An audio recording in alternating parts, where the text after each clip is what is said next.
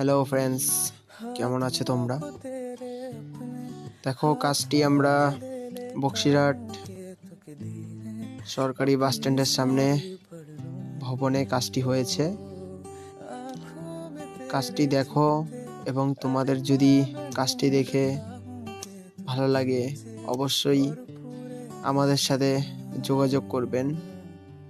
ভিডিওটির শেষে নাম্বার দিয়ে দেওয়া হবে, আপনারা চাইলে অবশ্যই আমাদের সাথে যোগাযোগ করবেন। শাহ ফ্লাওয়ার্স, বক্সিরহাট, কোচবিহার। দেখতে থাকুন ভিডিওটা লাস্ট পর্যন্ত। ধন্যবাদ।